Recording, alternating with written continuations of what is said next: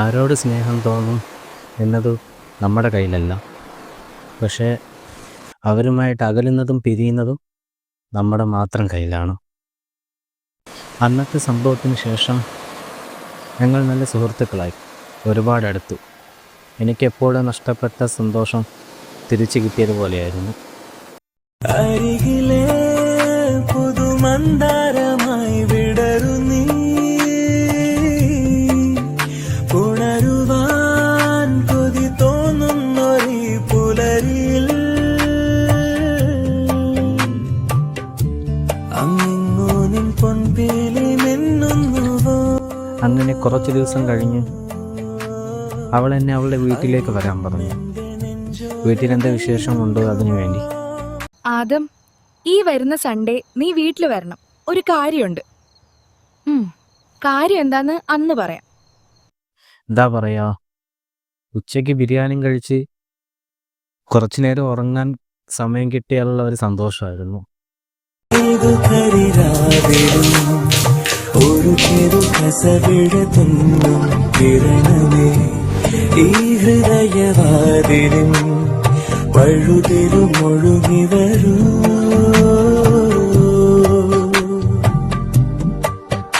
അരികിലെ പുതുമന്ദാരമായി വിടരുന്നീ. ഇത് ഉമ്മ, വാപ്പ, ഇതെന്റെ ഇക്ക, ഇതൊക്കെ കുട്ടീസ്. നീ വാ, ഇവിടെ ഇരിക്കേ. മറിയം അവളുടെ വീട്ടിലുള്ള എല്ലാവരെയും എനിക്ക് പരിചയപ്പെടുത്തി തന്നു. അങ്ങനെ സന്തോഷത്തോടെ അവളുടെ വീട്ടിലിരിക്കുമ്പോഴാണ് അവളുടെ ഒരു സുഹൃത്ത് അവിടേക്ക് വരുന്നത്. ഈ പായസത്തിലെ ഏലക്ക പോലെ ഒരുത്തൻ, നമ്മുടെ സന്തോഷമെല്ലാം കളയാൻ വേണ്ടി. എന്നിട്ട് അവൻ എൻ്റെ മുന്നിൽ വെച്ച് തന്നെ അവളെ പ്രപ്പോസൽ ചെയ്തു. ഞാൻ ശരിക്കും തളർന്നു.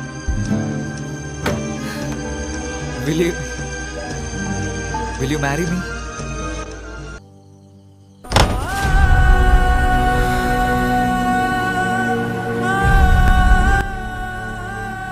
പക്ഷേ ഞാൻ അതിനേക്കാളും തളർന്നത് അവളതിന് യെസ് പറഞ്ഞപ്പോഴായിരുന്നു. ഞാൻ ഒട്ടും പ്രതീക്ഷിച്ചില്ല. പിന്നീട് എനിക്ക് അവിടെ നിൽക്കാൻ കഴിഞ്ഞില്ല. ഞാൻ അവരോടൊന്നും പറയാതെ അവളന്ന് തിരിച്ച് വീട്ടിലേക്ക് വന്നു. ഞാൻ വീട്ടിൽ വന്നിട്ടും അവളെന്നെ അന്വേഷിച്ചില്ല. പിന്നീട് 2 ദിവസം എനിക്കൊന്നിനും കഴിയില്ല.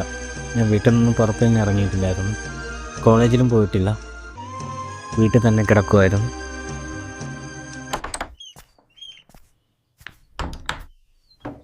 What happened, Adam? It's been 2 days since you came to college. 2 ദിവസം ക്ലാസ്സിൽ പോയിട്ടില്ലെന്ന് മനസ്സിലായപ്പം സാറിനെ അന്വേഷിച്ചു വന്നു. എന്നിട്ട് കാര്യം എന്താണെന്ന് അന്വേഷിച്ചു. സാറ് കാര്യങ്ങളൊക്കെ അറിഞ്ഞ ശേഷം പിന്നെ എന്നെ കൂട്ടി സാർ പുറത്തോട്ട് പോയി. സാറിൻ്റെ മനസ്സ് തുറന്ന് എന്നോട് സംസാരിക്കുന്നത് ഞാൻ കണ്ടു. ഇപ്പോഴും എന്താ കല്യാണം കഴിക്കാതിരിക്കുന്നത്? എന്തിനാ എപ്പോഴും ലീവ് എടുത്ത് ഗൾഫിൽ പോയി കറങ്ങുന്നേ എന്നൊക്കെ എന്നോട് എല്ലാവരും ചോദിക്കും.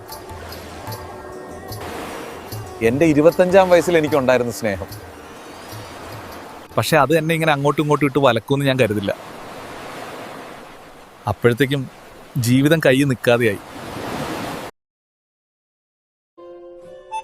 എനിക്ക് 25 വയസ്സോ മറ്റോ ഉള്ളപ്പോൾ എൻ്റെ ഫോണിലൊരു മിസ് കോൾ വന്നു.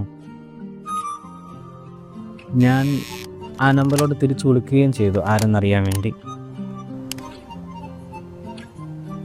Hello hello. പക്ഷേ അപ്പുറത്ത് നിന്ന് ഞാൻ കേട്ടത് ഞാൻ ഒരിക്കലും മറക്കാത്ത ഒന്നാണ്. എൻ്റെ ജീവിതത്തിലെ ഏറ്റവും മനോഹരമായ മധുരമുള്ള ശബ്ദം. ഞങ്ങൾ സംസാരിച്ചു. ഞങ്ങൾക്ക് മനസ്സിലായി നമ്പർ മാറി വന്നതാണെന്ന്. പക്ഷേ ഞങ്ങൾ വീണ്ടും വീണ്ടും വിളിച്ചു, സംസാരിച്ചു. ഒരുപാടടുത്തു. ഞങ്ങൾ പോലും അറിയാതെ ഇഷ്ടത്തിലാവുകയായിരുന്നു. അവളെന്നെ അപ്പോന്നും ഞാൻ അവളെ പാത്തൊന്നും വിളിച്ചു തുടങ്ങി. പക്ഷേ എത്രയ്ക്കായിട്ടും അവളുടെ വീടോ സ്ഥലമോ എന്നോട് പറയാൻ തയ്യാറായിരുന്നില്ല. അതിനുള്ള കാരണം എനിക്ക് പിന്നെയാണ് മനസ്സിലായത്. എപ്പോഴെന്ന് ചോദിച്ചാൽ ഞാൻ എൻ്റെ എല്ലാ ധൈര്യവും എടുത്ത് അവളോട് എൻ്റെ ഇഷ്ടം ഞാൻ തുറന്നു പറഞ്ഞപ്പോൾ, പാത്തു